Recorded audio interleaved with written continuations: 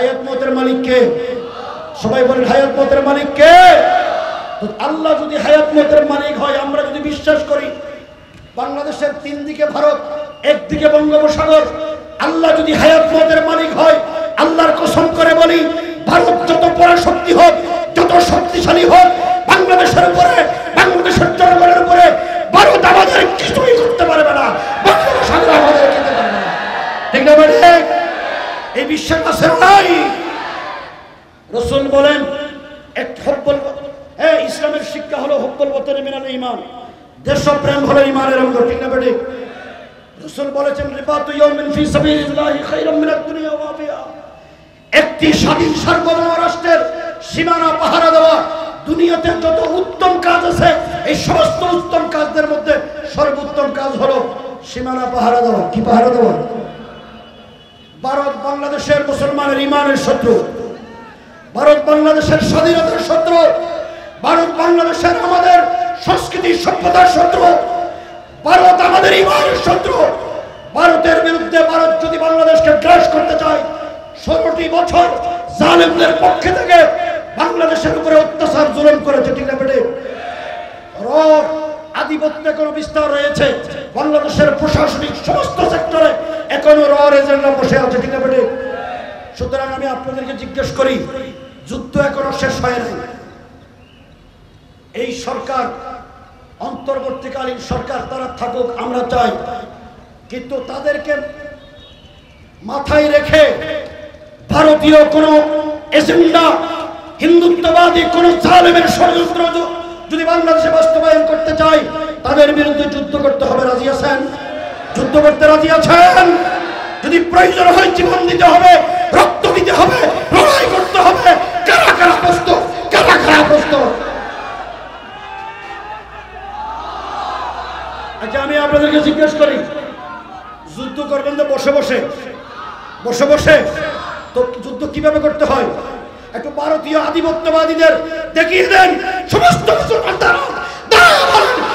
ভারতের বিরুদ্ধে লড়াই করবো, লড়াই করবো।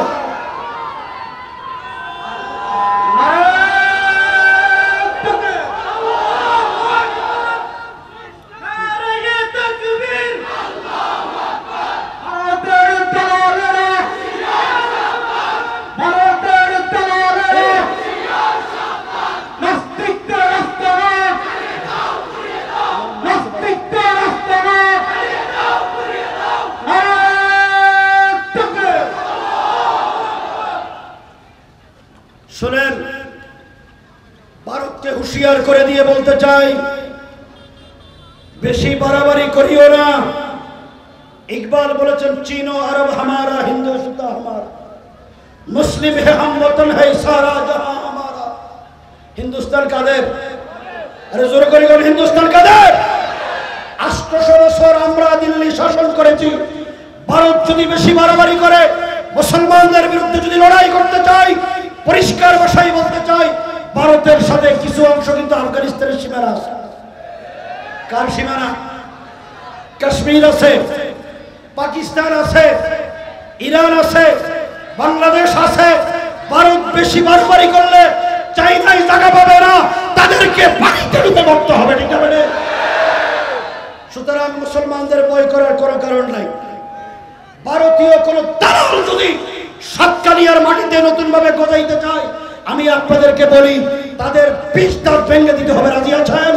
20 দাঁত ভেঙে দিতে হবে। 16 বছর অত্যাচার জুলুম সহ্য করেছি একজন আলেমের নামে, যে এই দেশের উলামায়ে কেরামের নবীর ওয়ারিসদের গায়ে কলঙ্কের কালিমা নিবন করেছে, তাদের নেতৃত্বে দেশে চলবে না, চলবে না, চলবে না। কাউকে আমরা ভয় করি না। तौहीद की अमानत सीनों में है हमारे, आसा नहीं मिटाना नाम और निशा हमारा। बातिल से दबने वाले ऐ आसमां नहीं हम, 100 बार कर चुका है तो इम्तिहा हमारा। तेगों की साये में हम पल कर जवा हुए हैं, खंजर हिला रुका है कौमी निशा हमारा। डरते नहीं दुनिया में मुसलमान किसी से, मिल जाती है जब दौलत ईमान नबी से। अल्हम्दुलिल्लाह नहमदुहु व नस्तईनुहु व नस्तगफिरुह ونؤمن به ونتوكل عليه ونعوذ بالله من شرور أنفسنا ومن سيئات أعمالنا من يهده الله فلا مضل له ومن يضلله فلا هادي له ونشهد أن لا إله إلا الله وحده لا شريك له ونشهد أن سيدنا وسندنا وحبيبنا ومولانا محمد صلى الله تعالى عليه وعلى آله وأصحابه وبارك وسلم تسليما كثيرا أما بعد فأعوذ بالله من الشيطان الرجيم ببركة بسم الله الرحمن الرحيم ولقد ذرأنا لجهنم كثيرا من الجن والإنس لهم قلوب لا يفقهون بها ولهم أعين لا يبصرون بها ولهم آذان لا يسمعون بها أولئك كالأنعام بل هم أضل أولئك هم الغافلون بارك الله لنا ولكم في القرآن العظيم ونفعنا وإياكم بالآيات والذكر الحكيم سبحانك لا علم لنا إلا ما علمتنا إنك أنت العليم الحكيم সবাই দরুদ শরীফ পড়ি আল্লাহুম্মা সাল্লি আলা মুহাম্মদ ওয়া আলা আলি মুহাম্মদ কামা সাল্লাইতা আলা ইব্রাহিম ওয়া আলা আলি ইব্রাহিম ইন্নাকা হামিদুম মাজিদ আল্লাহুম্মা বারিক আলা মুহাম্মদ ওয়া আলা আলি মুহাম্মদ কামা বারাকতা আলা ইব্রাহিম وعلى آل إبراهيم إنك حميد مجيد বাংলাদেশের ঐতিহ্যবাহী সাতকানিয়া উলামা পরিষদ ও কেরানীহাট ব্যবসায়ীদের উদ্যোগে আজকের ইসলামী মহাসম্মেলনের সম্মানিত সভাপতি হযরত মৌলানা সরওয়ার কামাল আজিজি দামাত বরকাতুহুম, হযরত মৌলানা হাবিবুল্লাহ হাশিমপুরি, হযরত মৌলানা আব্দুল মুবিন, হযরত মৌলানা আবুল হাসান দামাত বরকাতুহুম সহ মঞ্চভূমিষ্ঠ হযরত উলামায়ে কেরাম, সমবেত দিনদার মুমিন মুসলমান মুরব্বিয়ানে আযম, যুবক ভাইয়েরা, তালেবানে উলুমে নবুয়ত এবং পর্দার অন্তরালে আমার সম্মানিত মা ও বোনেরা, মহান রব্বুল ইজ্জতের দরবারে কালিমাতুশ শুকর আদায় করি যে দীর্ঘ 16 বছর পর এই দেশের উলামায়ে কেরাম, দিনদার মুমিন মুসলমানরা এইভাবে স্বাধীনভাবে মন খুলে কোরআন এবং হাদিসের কথা বলার সুযোগ পেয়েছে। 16টি বছর আলেমরা হক কথা বলতে পারে নাই। বড় দুর্ভাগ্য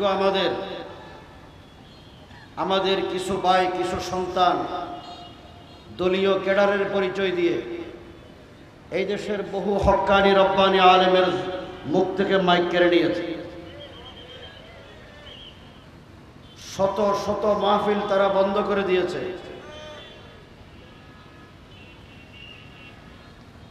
এদেশের আলেমদেরকে ধরে ধরে জঙ্গি সন্ত্রাসী বানিয়েছে।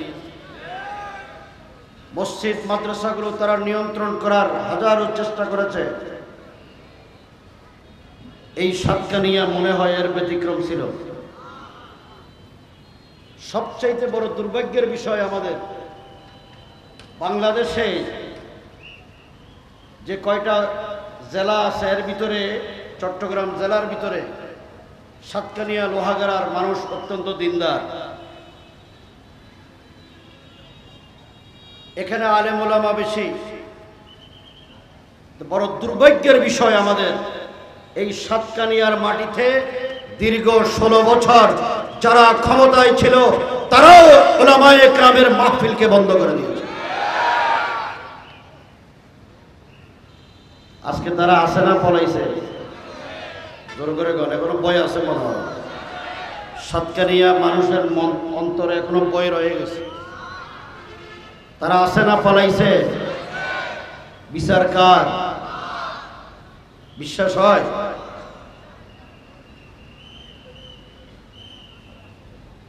যেই রব্বুল আলামিন আমাদেরকে এইরকম একটি জালেমের জুলুম থেকে মুক্ত করে স্বাধীন করে দিলেন, আল্লাহর জমিনে আল্লাহর কোরআনের কথা বলার সে সুযোগ দিলেন, সেই রব্বুল ইজ্জতের দরবারে শুকরিয়া আদায় করি, মন খুলে বলি আলহামদুলিল্লাহ। আলহামদুলিল্লাহর আওয়াজ এত জোর হইছে প্যান্ডেলের বাইরে তো যাই নাই মনে হয়। এত তারিফ করলাম সাতকানিয়া লোহাগাড়ার মানুষের, আলহামদুলিল্লাহ বলতে ভয় লাগলো।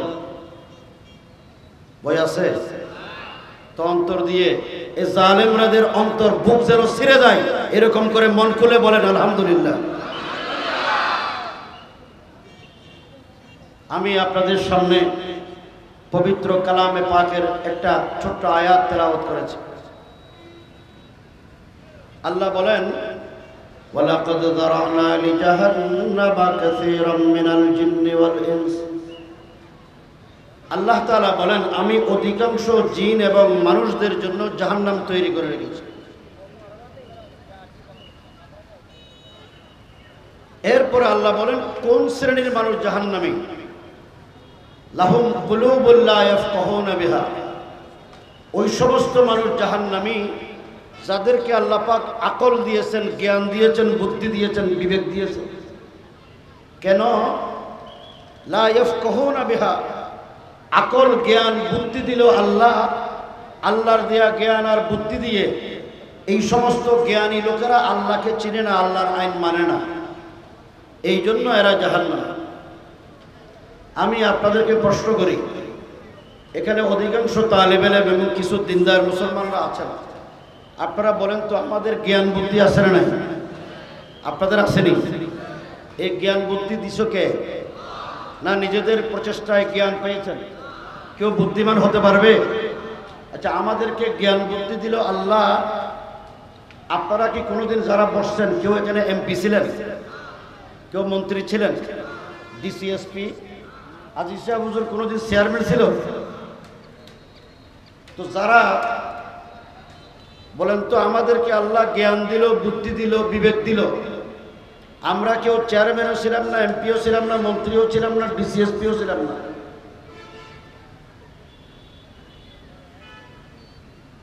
যারা ডিসিএসপি, চেয়ারম্যান, মন্ত্রী, এমপি হইল তাদেরকে জ্ঞান দিল কে? জোর করে কন। আল্লাহ। তাদের আমাদের সৃষ্টিকর্তাকে, এই জমিনের মালিককে, আমাদের হায়াত মতের মালিককে, আমরা যা দৈনন্দিন আহার করি এগুলির সৃষ্টিকর্তাকে, যে অক্সিজেন গ্রহণ করে এটার কার? আচ্ছা, আমাদের তো সবকিছু আল্লাহর, এটা আমরা বিশ্বাস করি। যারা মন্ত্রী, এমপি, ডিসি, এসপি, বিচারপতি, ব্যবসায়ী, তাদের সৃষ্টিকর্তাকে, তাদেরকে জ্ঞান বুদ্ধি দিল কে? তারা খায় কার নিয়ামত? অক্সিজেন গ্রহণ করে কার? তো আল্লাহর দেয়া জ্ঞান, আল্লাহর দেয়া বুদ্ধি, আল্লাহর জমিনে বাস করে, আল্লাহর দেয়া হায়াত নিয়ে দুনিয়াতে তারা বেঁচে থাকে। বলেন তো, বাংলাদেশ স্বাধীন হয়েছে 1971 সালে। 71 সাল থেকে 2024 সালের 5 আগস্ট পর্যন্ত যারা ক্ষমতায় ছিল তারা আমাদের চাইতে কম জ্ঞানী না বেশি জ্ঞানী? বেশি জ্ঞানী বলেই তারা চেয়ারম্যান হয়, এমপি হয়, মন্ত্রী হয়, ডিসিএসপি হয়, ঠিক না বেঠিক? এখন আপনারা বলেন, যারা বেশি জ্ঞানী তাদের সৃষ্টিকর্তাকে, তারা হাই কার? তারা বাস করে কার জমিনে? অক্সিজেন গ্রহণ করে কার? সব কিছু আল্লাহ। তো আল্লাহ দুনিয়াতে আমি এবং তারা, আপনারা চলার জন্যে, আমাদের পরিবার, আমাদের সমাজ, আমাদের রাষ্ট্র, আমাদের ব্যবসা বাণিজ্য, আমাদের বিচার ব্যবস্থা, আমাদের অর্থনীতি, আমাদের বিবাহ শাদী, এইগুলি কিভাবে চলবে? আল্লাহ আইন কানুন দিয়ে একটা কিতাব নাযিল করছেন। কি নাম? জোর করে গান না, কোরআন। এই কোরআনের ভিতরে সমস্ত বিধিবিধান আছে, বিশ্বাস করেননি? কারা কারা করেন? সবাই করেন তো? দোকানে যারা বসে আছে, যারা দাঁড়িয়ে আছে, এরা না করে? কোরআনে যে আল্লাহ বিধিবিধান নাযিল করছেন সেটা আমরা বিশ্বাস করি। যারা ক্ষমতায় ছিল 53 বছর 71 সাল থেকে 2024 সালের 5 আগস্ট পর্যন্ত যারা ক্ষমতায় ছিল, বলেন তো তারা আল্লাহর দেয়া জ্ঞান বুদ্ধি দিয়ে, আল্লাহর দেয়া ক্ষমতা নিয়ে রাষ্ট্র চালিয়েছে। তো আল্লাহ যে বিধিবিধান নাযিল করলো, আল্লাহর বিধিবিধান দিয়ে বাংলাদেশে 53 বছরে যারা ক্ষমতায় ছিল, আল্লাহর কোরআনের একটা আইন তারা কি কোনোদিন বাস্তবায়ন করেছে? এই শুরু করে কোন সবাই করছে? আল্লাহ বলেন লাহুম কুলুবুন লা ইয়াফকাহুনা বিহা। আল্লাহ দুনিয়াতে আমাকে সৃষ্টি করলেন, জ্ঞান দিলেন, বুদ্ধি দিলেন আল্লাহর আইন দ্বারা চলার জন্য, আল্লাহর আইন দিয়ে রাষ্ট্র চালানোর জন্য। কিন্তু 53 বছর যারা ক্ষমতায় ছিল তারা আল্লাহর আইন বাদ দিয়ে নিজেদের তৈরি আইন দিয়ে, মন গড়া আইন দিয়ে রাষ্ট্র চালিয়েছে। আল্লাহ বলেন যারা আমার জ্ঞান বুদ্ধি দিয়ে দুনিয়াতে ক্ষমতা পাইল, তারা যদি আমার আইন না মেনে নিজেদের তৈরি আইন দিয়ে রাষ্ট্র চালায়, তারা হলো জাহান্নাম। ঠিক না বেটি? এখন আসেন, 1971 সালে দেশটা স্বাধীন হইল। আমরা যে আল্লাহর উপর সবকিছুর মালিক আল্লাহ, বিশ্বাস আসেনি? আল্লাহর উপর সবকিছুর মালিক আল্লাহ, আন্নাল কুওয়াতা লিল্লাহি জামিআ, মালিকুল আমলাক যে আল্লাহ, এটার উপর পরিপূর্ণ বিশ্বাস আছে না নাই? কাদের কাদের আছে? আল্লাহর উপর পূর্ণ আস্থা ও বিশ্বাসের নাম হলো ঈমান। কি বলেন? আমার মুখে মুখে বলেন। আল্লাহর উপর পূর্ণ আস্থা ও বিশ্বাসের নাম ঈমান। এই ঈমান একজন মুসলমান, আমি আল্লাহর উপর পূর্ণ আস্থা ও বিশ্বাস রাখি বলে আমি ব্যক্তিগতভাবে ঈমানদার। ঠিক না বেঠিক? কিন্তু আমি যেই দেশে বাস করি, এই দেশটার নাম হলো বাংলাদেশ। এটা পৃথিবীর একটা আন্তর্জাতিক স্বীকৃত রাষ্ট্র। এই রাষ্ট্রের অধিকাংশ জনগণ মুসলমান। এই মুসলমান গণতান্ত্রিক রাষ্ট্র হিসেবে গণতন্ত্রের ডেফিনেশন হলো মুসলমানরা যেই ধর্ম বিশ্বাস করে, অধিকাংশ নাগরিক যেই ধর্ম বিশ্বাস করে, যেই সংস্কৃতি লালন করে, যেই তাহজিব তামাদ্দুন তারা পালন করে, যে আল্লাহকে আল্লাহ মানে, যেই নবীকে নবী মানে, যেই কোরআনকে তারা সংবিধান হিসেবে মানে, সেই দেশের সংবিধানে কোরআনের কথা থাকবে, আল্লাহর কথা থাকবে, মুসলমানদের ঈমান থাকবে। এটাই হলো গণতন্ত্রের দাবি। ঠিক না বেঠিক? 1971 সালে দেশ স্বাধীন হইল। 72 সালে একটা সংবিধান করা হলো। এই সংবিধানে আল্লাহর নামও নাই, বিসমিল্লাহও নাই, মুসলমানের ঈমানও নাই। আল্লাহ যে বলছেন ওয়ামান ইয়াবতাগি গায়রাল ইসলামি দীনা, ইসলাম ছাড়া আল্লাহর কাছে অন্য কোনো ধর্ম মনোনীত নয়, ইসলামের কথাও নাই। এখন আপনারা বলেন, যারা 71 সালে দেশটা স্বাধীন হওয়ার পর 72 সালে আল্লাহর কোরআনকে বাদ দিয়ে, আল্লাহর মুসলমানদের ঈমানকে বাদ দিয়ে যারা নিজেদের মন গড়া তৈরি সংবিধান রচনা করলেন, যেই সংবিধানে বিসমিল্লাহ নাই, আল্লাহর নামও নাই, ইসলামও নাই, মুসলমানের ঈমানও নাই, এটা ঈমানদারের সংবিধান না বেঈমানের সংবিধান? এই জোরে করে কোন ঈমানদারের না বেঈমানের?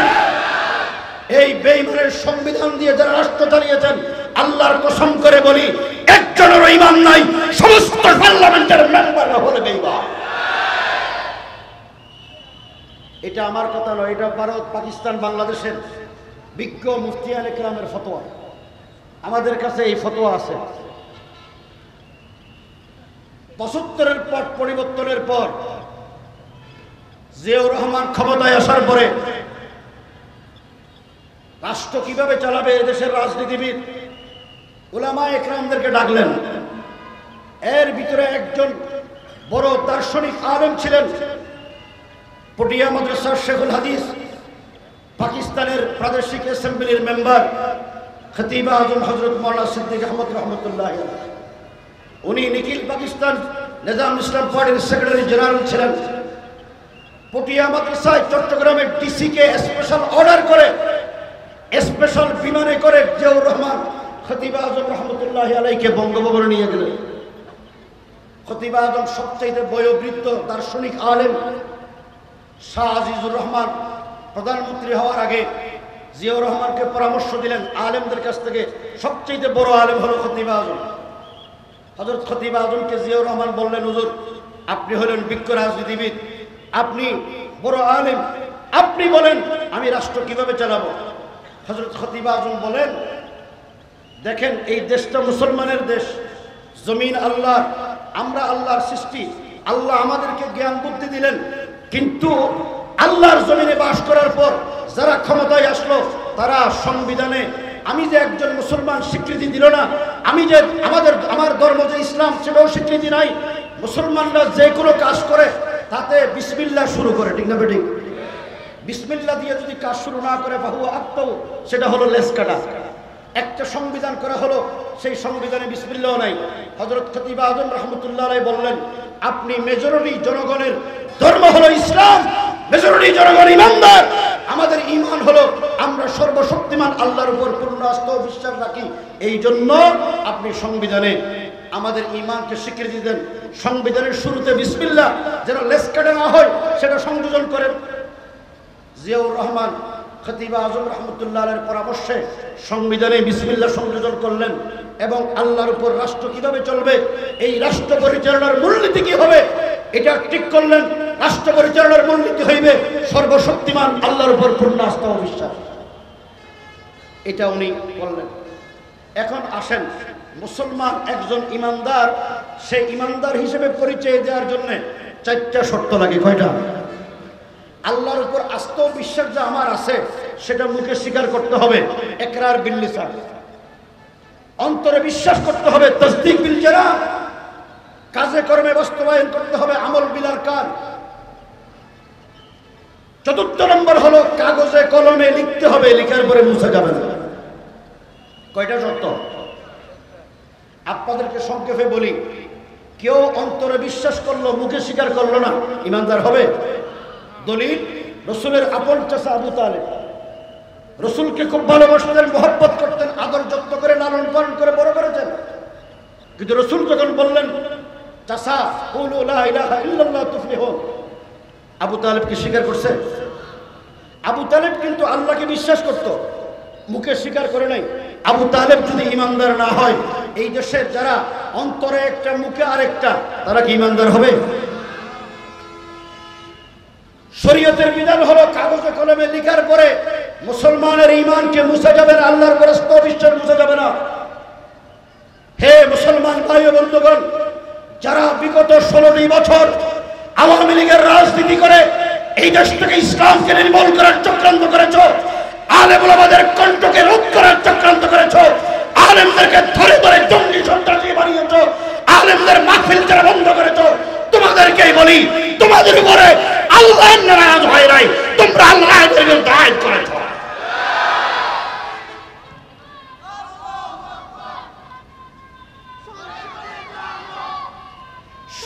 শুনে রাখো, আল্লাহ পাক এই জালেমদের উপরে এমনিও নারাজ হয় নাই। তোমাদের মাইক তো ভালো না, এরকম সাউন্ড বাড়াই।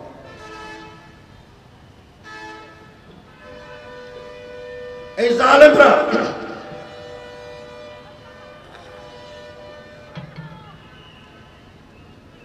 মুসলমানের ঈমান, আল্লাহর উপর আস্থা ও বিশ্বাস সংবিধানে লেখার পরে মুছে যাবে? বলেন না, মুছে যাবে? তারা 2009 সালে ক্ষমতায় আসার পরে সর্বপ্রথম যে কাজটা করলেন সেটা হলো সংবিধান থেকে আল্লাহর উপর আস্থা ও বিশ্বাস, আমাদের ঈমানকে মুছে দিয়েছেন। আমরা আল্লাহর উপর আস্থা ও বিশ্বাস নিজে নিজে রাখি বলেই ব্যক্তিগতভাবে ইমানদার। আমি যে রাষ্ট্রে বাস করি, এই রাষ্ট্রের একটা সংবিধান আছে, এই সংবিধানে আল্লাহর উপর আস্থা ও বিশ্বাস ছিল না বলে আমরা রাষ্ট্রীয়ভাবে সাংবিধানিকভাবে ইমানদার স্বীকৃতি পাই নাই। জিয়াউর রহমান ক্ষমতায় আসার পরে আল্লাহর উপর আস্থা ও বিশ্বাস সংবিধানে সংযোজন করার পর আমরা আন্তর্জাতিক বিশ্বের কাছে সাংবিধানিকভাবে রাষ্ট্রীয়ভাবে ইমানদার হিসেবে স্বীকৃতি পেয়েছি। এখন এই ইমানদার হিসেবে মুরব্বীরা দস্তখত করেছেন স্পষ্ট ফতোয়া, যারা সংবিধান থেকে আল্লাহর উপর আস্থা ও বিশ্বাস মুছে দিয়েছেন, পার্লামেন্টের 300 আসনের মেম্বার সচিব, মন্ত্রী, এমপি যারা সমর্থন করেছেন, একজনের বেঈমান নাই, সবগুলো বেঈমান। বেঈমানরা বেঈমান বলতে অসুবিধা আছে? জোরে করে গণ, ইমাম বেঈমান বলতে অসুবিধা আছে? আপনাদের এলাকার এক এমপি ছিল, নামে তো আলেম ছিল, ঠিক না বেটে? এখন কোথায় বলেন না? অসুবিধা লাগে? অসুবিধা হয়? এই দেশের আলেমদের ভিতরে অনৈক্য তৈরি করার জন্য, হেফাজতকে ভাঙার জন্য, উলামায়ে কেরামের শক্তিকে দুর্বল করার জন্য, নবীর ওয়ারিস দাবি করে, আলেম দাবি করে যারা চক্রান্ত ষড়যন্ত্র করেছে, তাদের শাস্তি বাংলার জমিনে করতেই হবে, করতেই হবে।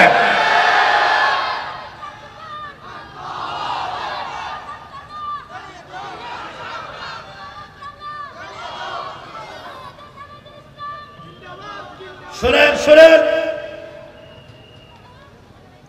তার পক্ষে কিছু আলেমরা দালালি শুরু করেছেন। এখন পরিষ্কার ভাষায় বলি, যে কোনো কারণে উলামায়ে কেরাম তাদের সমর্থন করতে বাধ্য হয়েছিলেন, বাদিলেন হাসতা, কিন্তু কোন জালেমের পক্ষে, নবীর কোন ওয়ারিস তার পক্ষে দালালি করতে পারে না, দালালি করতে পারে না। শাপলা চত্বরে 2013 সালে নবীর ওয়ারিসদের উপরে যেই দল, যেই ক্ষমতাসীনরা নির্বিচারে গুলি করে আশিকে রাসূলদের হত্যা করেছে, আলেম, মুহাদ্দিস, মুফাসসির, তালেব ইলম, বেগুনা বাচ্চাদের উপরে যারা গুলি চালিয়ে আমার ভাইদেরকে শহীদ করেছে, তাদের রক্তের সাথে বেঈমানি করতে পারি না। আমি আপনাদেরকে জিজ্ঞেস করি, নবীর দুশমন সাহাবে রাসূলদের বিরুদ্ধে যখন উলামায়ে কেরাম মাঠে নেমেছিল, এই আলেমদের বিরুদ্ধে যেই দল, যেই জালেমরা মাঠে ছিল, তাদেরকে বাংলার জমিনে বিচার করতে হবে। বিচারের দাবি নিয়ে কারা কারা মাঠে নামতে প্রস্তুত, কারা কারা প্রস্তুত?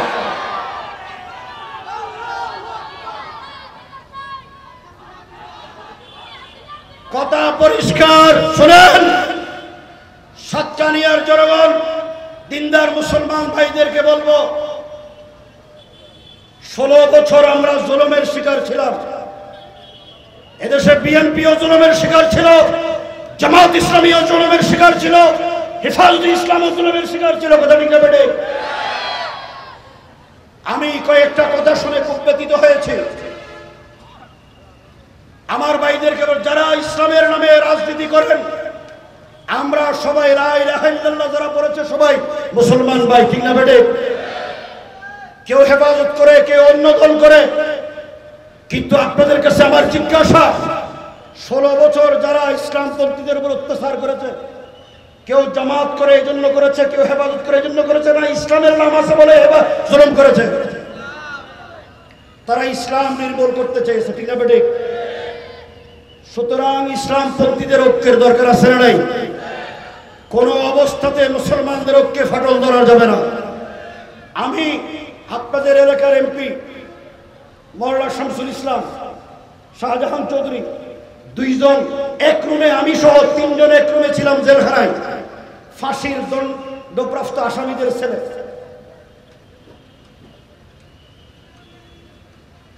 কোন অবস্থাতে কেউ হেফাজতের বিরুদ্ধে যাবেন, হেফাজতরা অন্যদের বিরুদ্ধে যাবে, আমি এটা চাই না। আপনারা চান? কারা কারা চান? সকল কালিমাগো মুসলমানের ঐক্য চান কিনা?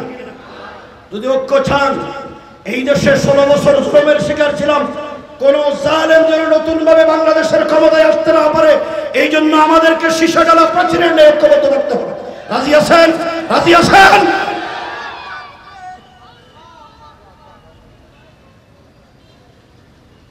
মওলানা মামুনুল হক সাহেব আসবে, হেফাজতের উলামায়ে কেরাম আসবে, সবাই তো সহযোগিতা করার কথা, বাধা আসে কেন? নিশ্চয় কোন ষড়যন্ত্র এখানে কাজ করতে, ঠিক না বেটে? সবাইকে সতর্ক করতে চাই, আগে এই দেশে আমাদের ইমানকে যারা ডাকাতি করেছে তাদেরকে বিতাড়িত করি। ভারত বাংলাদেশের বিরুদ্ধে চক্রান্ত ষড়যন্ত্র শুরু করেছে, যে প্রধানমন্ত্রী বলেছিল আমি পলাই না, পলাইছে না আছে?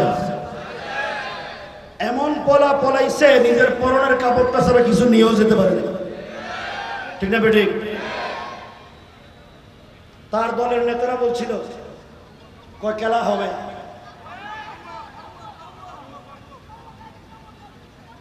খেলোয়াড়রা আছে না পালাইছে? মুসলমানরা আছে না নাই?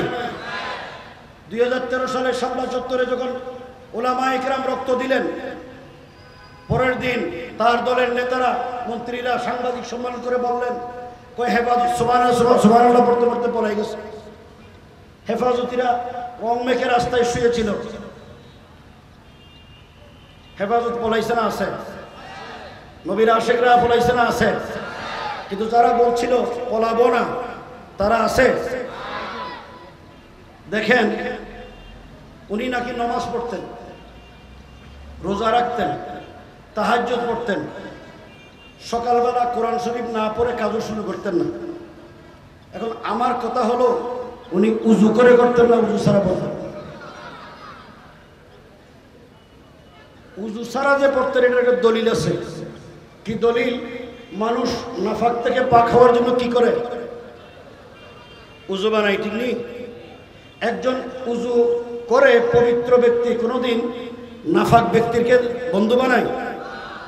একজন ইমানদার ভাইকে খুঁজে। উনি যে উজু ছাড়া করতেন মানুষকে ধোঁকা দেওয়ার জন্য, তার দলিল হলো 5 তারিখ তিনি পলাইয়া গেছেন এক মালাউনের কাছে। আরে কথা কন না কেন? ওখানে বসে বসে বিলকি মারে। আজকে নাকি হরতাল ঘোষণা করছে, জানেননি আপনারা? 5 তারিখ আল্লাহ তাদের উপর এমনি নারাজ হয়। আল্লাহ নারাজ হওয়ার পিছনে কারণ আছে। ক্ষমতায় আসার পর আল্লাহর আইনের বিরুদ্ধে আইন করা শুরু করলেন, একটা দুইটা নয়। আমি যদি বলেই আজকে সারা রাত্র চলে যাবে, তবে একটা বলি, একটা না বললে হবে। সেটা হলো আল্লাহ মুসলিম জাতির পিতা বানাইলেন, কোরআন শরীফে আয়াত নাযিল করেছেন কারে? বড় করে গো। আল্লাহ পাক বলেন মিল্লাতা আবিকুম ইব্রাহিম হুয়া সাম্মাকুমুল মুসলিমিন। মুসলিম জাতির পিতা হলো ইব্রাহিম। এটা আমাদের বানানো না, আল্লাহর বানানো। আল্লাহ আইন করে দিয়েছেন কোরআন শরীফ। তিনি আইন করে তার বাবারে এই বিশাল মুসলিম ভূখণ্ডের জাতির বাবা বানাইলেন। আচ্ছা, আল্লাহর আইন মানা হলো না বিরোধিতা করা হলো? উনি আইন করে ক্ষান্ত হয় নাই। বাংলাদেশে তার বাবার নামে মূর্তি স্থাপন করলেন, জাতির বাবার মূর্তি, ঠিক নেই? একটা দুটা নয়, 10,000 মূর্তি। রাষ্ট্রের 4,500 কোটি টাকা খরচ করেছেন। এই 4,500 কোটি টাকার ভিতরে আমরা যারা ঈমানদার, আমাদের পকেটের ট্যাক্সের পয়সা আছে না নাই? তিনি আইন করলেন তার বাবারে জাতির বাবা বানাবেন। আল্লাহর ইচ্ছা হলো তিনি জাতির বাবা না জুতার বাবা হবেন। দলিল দিবনি?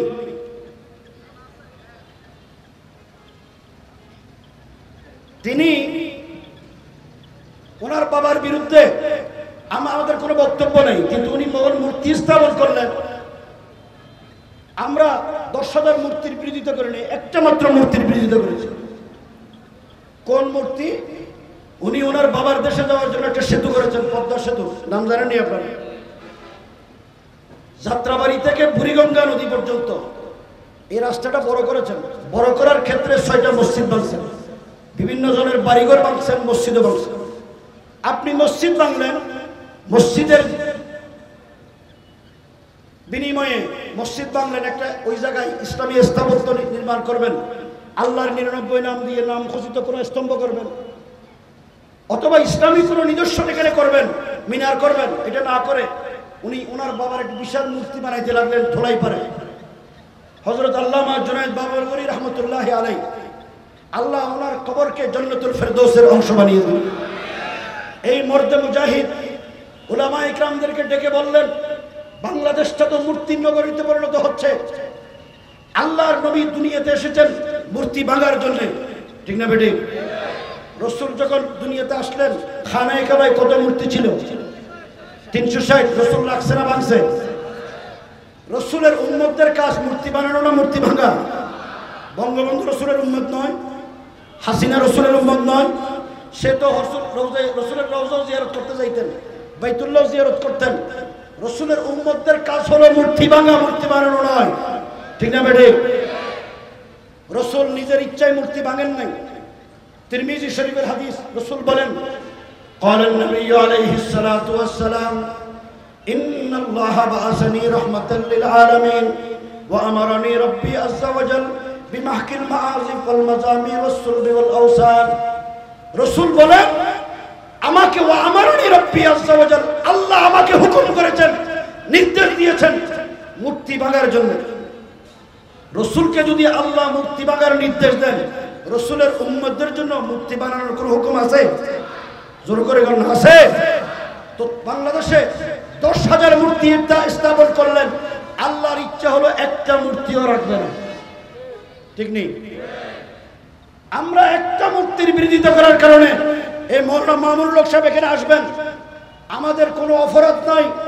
2021 সালে মার্চ মাসে আমার বাংলাদেশের হেফাজতে ইসলামের 2100 আলেমদেরকে, নেতৃবৃন্দকে বাছাই করে তারা জেলে দিয়েছেন। বিরোধিতা করা আমাদেরকে জেলে দেওয়ার কারণ একটাই, আমরা এই জালিম ফ্যাসিস্ট নব্য লেডি ফেরাউন হাসিনার বাবার মূর্তির বিরোধিতা করেছে। এই মূর্তির বিরোধিতা করার কারণে 2100 আলেমদেরকে তারা জেলে দিলেন। আমরা জেলে গেলাম। আমি 2 বছর জেলে ছিলাম, মৌলানা মামুনুল হক সাহেব 3 বছর জেলে ছিলেন। হে মুসলমান ভাই ও বন্ধুগণ, আলেমদের সাথে জেলে কি আচরণ করা হলো শুনে আশ্চর্য হবেন। এই দেশের বহু আলেমের হাতের 2 আঙ্গুলের নখ, পায়ের 2 আঙ্গুলের নখ একটু রাখে নাই, ফ্রান্স দিয়ে টেনে টেনে তুলে দিয়েছে। আলেমদেরকে লাঠি দিয়ে নির্দয়ভাবে পিটানো হয়েছে, ইলেকট্রিক শক দেওয়া হয়েছে। বহু আলেম সেন্সলেস হয়ে গিয়েছিলেন, বেহুশ হয়ে গিয়েছিলেন। রিমান্ডের পর রিমান্ড নির্যাতন করা হয়েছে। এরপরে আলেমদেরকে মৃত্যুদণ্ডের ফাঁসির আসামি ছেড়ে রাখা হয়েছে। শাহজাহান চৌধুরী একজন সাবেক বিরোধী দলীয় হুইপ, পার্লামেন্টের মেম্বার, শামসুল ইসলাম সাহেব একজন পার্লামেন্টের মেম্বার, তারা 2 জনকেও একই সাথে আমাদের সাথে ফাঁসির ছেলে রাখা হয়েছে। দুনিয়ার আলো বাতাস দেখার সুযোগ হয় নাই। আমাকে 7 মাস 24 ঘন্টা লক আপ করে রাখা হয়েছে, দুনিয়ার কোনো আলো বাতাস দেখি নাই। এই কনকনে শীতের ভিতরে কোনো গরম কাপড় চোপড় আমাদেরকে ভিতরে ঢুকাইতে দেয় নাই। নিজেদের ছেলে মেয়ে মা বাবার সাথে সাক্ষাৎ করতে দেয় নাই 2 বছর, 2.5 বছর, 3 বছর। বলেন এই জুলুমের কি শেষ পরিণতি হয় না? যুবকদেরকে বলি, যারা আগামী দিনে নেতৃত্ব দিবে, তোমাদেরকে বলি, রাসূল বলেন মান আদালি ওয়ালিয়ান ফাকাদ আযনতুহু বিল হারব। যারা নবীর ওয়ারিস উলামায়ে কেরাম, আল্লাহর বন্ধুদের সাথে যারা দুশমনী করবে, শত্রুতামি পোষণ করবে, তাদেরকে তিরস্কার করবে, তাদের উপর জুলুম করবে, আল্লাহ পাক তাদের বিরুদ্ধে যুদ্ধ ঘোষণা করবে। তো আল্লাহ যদি যুদ্ধ ঘোষণা করে, আল্লাহর যুদ্ধ থেকে বাঁচানোর ক্ষমতা দুনিয়ার পৃথিবীর কোন শক্তির আছে? এই জালেমদের উপর আল্লাহ যুদ্ধ ঘোষণা করেছেন। তারা তো ক্ষমতায় এসেছিলেন ভীষণ 41 বছর থাকবেন, কিন্তু 41 বছরের আগে আরো 17 বছর বাকি। এর আগেই আল্লাহ পাক তাদেরকে বোল্ড আউট করে দিয়েছেন। ঠিক না বেঠিক? এদেশের মুসলমান উলামায়ে কেরাম আজান শেষ হোক, এদেরকে বলেন বাইরের মাইক বন্ধ করে দেন, বাইরের গুলো বন্ধ করে দেন, এগুলো চালু করে দেন। আপনারা কি আমার কথা শুনেন? নামাজের বিরতি দেওয়া হবে, বাইরের মাইক বন্ধ, শুনেন, কেউ লড়াচড়া করবেন না। আল্লাহ রাব্বুল আলামিন যদি ধরেন, কোনদিন ছাড় দেন না। হাদিস শরীফে আছে লাম ইউফলিতু, আল্লাহ ছেড়ে দেন না। আল্লাহ এই জালেমদেরকে এমনি ধরে নাই, এমন ধরা ধরছেন আজকে বাড়ি সালাম দিয়ে তাদেরকে খুঁজে পাওয়া যাচ্ছে না। ঠিক না বেঠিক? গেল কই? এরপরে উলামায়ে কেরামদের উপর অত্যাচার জুলুম তারা শেষ করে নাই, এমন অত্যাচার জুলুম করেছে যার কোনো সীমা নাই। ঠিক কিনা? আমি তো বলি ব্রিটিশ বেনিয়ারা বেনিয়া গোষ্ঠী এরকম অত্যাচার করে নাই যে অত্যাচার এই আওয়ামী জালিম ফ্যাসিস্ট আলেমদের উপর করেছে, ঠিক না বেটে? তিনি তো বলাবেন না তার বাবারে বানালেন জাতির বাবা, তো আল্লাহ ইব্রাহিমকে বানালেন মুসলিম জাতির বাবা, তিনি এই মুসলিম ভূখণ্ডে মুসলমানদের জাতির বাবা বানালেন তার বাবারে, তো আল্লাহর আইনকে মানা হলো না বিরোধিতা করা হলো? আল্লাহ কি সহ্য করবেন? সহ্য করেন নাই। আমরা একটা মাত্র মূর্তির বিরোধিতা করার কারণে আমাদেরকে জেলে দেওয়া হলো, আমরা জেলে গেলাম। আমরা তো জানি না আল্লাহর ফয়সালা কি, আমরা কি জানি? জেল থেকে বের হওয়ার পর 5ই আগস্ট যখন দেশ নতুনভাবে স্বাধীন হইল, সেনা প্রধান এদেশের আলেমদেরকে রাজনৈতিক নেতৃবৃন্দকে ডাকলেন। সেনা প্রধান যখন ডাকলেন, হেফাজত ইসলামের পক্ষ থেকে হযরত মাওলানা মামুনুল হক, আমি এবং মুফতি মনির হোসেন কাসেমি, আমরা 3 জন সেনা সদর দপ্তরে গেলাম 5 তারিখ দুপুরবেলা। সেনা সদর দপ্তরে আলাপ আলোচনা করার শেষ করে আমরা যখন বঙ্গভবনে যাই, আমাদের গাড়ি ফার্ম গেটের আগে বিজয় সরণিতে আসার পরে দেখি বিশাল এক মূর্তি, পিছন থেকে দেখা যাচ্ছে এটা কার মূর্তি। গাড়ি যখন কাছে আসলো দেখলাম এটা অন্য কারো মূর্তি নয়, এটা হলো জাতির বাবার মূর্তি। গাড়ি আরো কাছে আসার পরে দেখি যে মাশাআল্লাহ জাতির বাবার শরীর 100 ফুটের কাছাকাছি, গর্দান বেশি মোটা, বড় বড় আশ্চর্যের বিষয়, এই জাতির বাবার গলায় এত বড় বড় মোটা মোটা রশি বেঁধে রাখছে। কিছু যুবক ডান দিকে টানে, কিছু যুবক বাম দিকে টানে। গাড়ি যখন আরো কাছে আসলো, দাঁড়িয়ে দেখলাম 8-10 জন যুবক বড় বড় হাতুড়ি দিয়ে জাতির বাবারে ফিটানো শুরু করছে। 2-3 মিনিট পর দেখি এক ছোট্ট ছেলে, 7-8 বছরের শিশু, জাতির বাবার মাথার উপর উঠছে। উঠার পরে লেপটা হয়ে টপ টপ পেশাব করে শুরু করছে। আরো আশ্চর্যের বিষয়, 5-7 মিনিট পর 10-15-20 জনের এক যুবক বিশাল এক জুতার মালা এনে জাতির বাবার গলায় পরে দিচ্ছে। ইজ্জত না বেইজ্জত? জোর করে বলেন, ইজ্জত না বেইজ্জত? কে করলো? আল্লাহ বলেন, কুলিল্লাহুম্মা মালিকাল মুলক তুতিল মুলকা মান তাশা ওয়া তানজিউল মুলকা মিম্মান তাশা ওয়া তুইজ্জু মান তাশা ওয়া তুযিল্লু মান তাশা বিয়াদিকাল খায়র ইন্নাকা আলা কুল্লি শাইইন কাদির। ইজ্জত দেওয়ার ওয়ালা কে? বেইজ্জত করনে ওয়ালা কে? ক্ষমতা দিল কে? আকল বুদ্ধি জ্ঞান বিবেক দিল কে? আল্লাহর দেয়া জ্ঞান, আল্লাহর দেয়া বুদ্ধি, আল্লাহর দেওয়া বিবেক দিয়ে, আল্লাহর দেওয়া ক্ষমতা পাওয়ার পর কেউ যদি দুনিয়াতে জুলুম করে, আল্লাহ এই জালেমদেরকে দুনিয়াতেও বিচার করেন, মরার পরেও বিচার করেন, মূর্তি বানাইলে মূর্তিরও বিচার করেন, ঠিক না বেটি? তো আল্লাহ যে জুতার বাবা বানান বিশ্বাস হয়নি। দেখলাম বাংলাদেশে কোনো মূর্তি নাই, এ জাতির বাবার মূর্তি বাংলাদেশে নাই হয়ে গেছে, ঠিক না বেটি? যে কয়টা ছিল কয়েকদিন আগে 32 নম্বর থেকে শুরু করে সারা দেশের সমস্ত মূর্তি শেষ, ঠিক না বেটি? বিচার কার? এখন উনি 12তে গিয়ে বসে আছেন, ওখান থেকে বসে বসে আমাদেরকে বিলকি মারে, ধমক দেয়। আমি আপনাদেরকে জিজ্ঞেস করি, মুসলমানরা কি কোনো মালাওয়ানকে ভয় করে? একটা কথা বলতে চাই, আলেমরা অনেকে মনে করে আমাদের শক্তি নাই, আমরা দুর্বল, আমাদের 3 দিকে ভারত, একদিকে হলো বঙ্গোপসাগর, ফাইনাল মাফার আমরা যাবো কোথায়?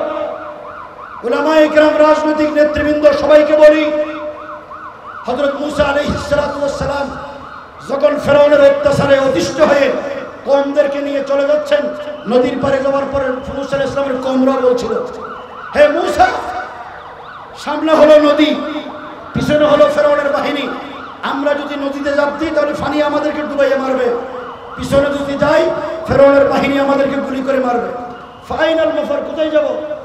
ইন্না লামুদরাকুন, আমরা তো ধরা হয়েছি। হযরত মুসা আলাইহিস সালাম বলে, তোমাদেরকে আমি ঈমান শিখাইলাম, হায়াত মওতের মালিক কে? সবাই বলেন, হায়াত মওতের মালিক কে? তো আল্লাহ যদি হায়াত মওতের মালিক হয়, আমরা যদি বিশ্বাস করি বাংলাদেশের 3 দিকে ভারত, একদিকে বঙ্গোপসাগর, আল্লাহ যদি হায়াত মওতের মালিক হয়, আল্লাহর কসম করে বলি ভারত যত বড় শক্তি হোক, যত শক্তিশালী হোক, বাংলাদেশের উপরে, বাংলাদেশের জনগণের উপরে ভারত আমাদের কিছুই করতে পারবে না। বাংলাদেশ আমাদের খেতে পারবে না। ঠিক না বেঠিক? এই বিশ্বাস আছে নাই? রাসূল বলেন এক হব্বুল, ইসলামের শিক্ষা হলো হব্বুল ওয়াতানি মিনাল ঈমান, দেশপ্রেম হলো ঈমানের অঙ্গ। ঠিক না বেঠিক? রাসূল বলেছেন রিবাতু ইয়াউমিন ফি সাবিলিল্লাহি খায়রুম মিনাদ দুনিয়া ওয়া মা ফিহা। একটি স্বাধীন সার্বভৌম রাষ্ট্রের সীমানা পাহারা দেওয়া দুনিয়াতে যত উত্তম কাজ আছে, এই সমস্ত উত্তম কাজদের মধ্যে সর্বোত্তম কাজ হলো সীমানা পাহারা দেওয়া। কি পাহারা দেওয়া? ভারত বাংলাদেশের মুসলমানের ঈমানের শত্রু, ভারত বাংলাদেশের স্বাধীনতার শত্রু, ভারত বাংলাদেশের আমাদের সংস্কৃতি সভ্যতার শত্রু, ভারত আমাদের ঈমানের শত্রু। ভারতের বিরুদ্ধে ভারত যদি বাংলাদেশকে গ্রাস করতে চায়, 16টি বছর জালেমদের পক্ষে থেকে বাংলাদেশের উপরে অত্যাচার জুলুম করেছে। ঠিক না বেঠিক? রব আধিপত্য এখনো বিস্তার রয়েছে বাংলাদেশের প্রশাসনিক সমস্ত সেক্টরে, এখনো রর এজেন্টরা বসে আছে। ঠিক না বেঠিক? সুতরাং আমি আপনাদেরকে জিজ্ঞেস করি, যুদ্ধ এখনো শেষ হয় নাই। এই সরকার, অন্তর্বর্তীকালীন সরকার, তারা থাকুক, আমরা চাই, কিন্তু তাদেরকে মাথায় রেখে ভারতীয় কোন এজেন্ডা, হিন্দুত্ববাদী কোন জালেমের ষড়যন্ত্র যদি বাংলাদেশে বাস্তবায়ন করতে চাই, তাদের বিরুদ্ধে যুদ্ধ করতে হবে। রাজি আছেন? যুদ্ধ করতে রাজি আছেন? যদি প্রয়োজন হয় জীবন দিতে হবে, রক্ত দিতে হবে, লড়াই করতে হবে। কারা কারা প্রস্তুত? কারা কারা প্রস্তুত? আচ্ছা, আমি আপনাদেরকে জিজ্ঞেস করি, যুদ্ধ করবেন তো বসে বসে? বসে বসে তো যুদ্ধ কিভাবে করতে হয়? একটু ভারতীয় আধিপত্যবাদীদের দেখিয়ে দেন। সমস্ত মুসলমান ভারতের বিরুদ্ধে লড়াই করবো, লড়াই করবো।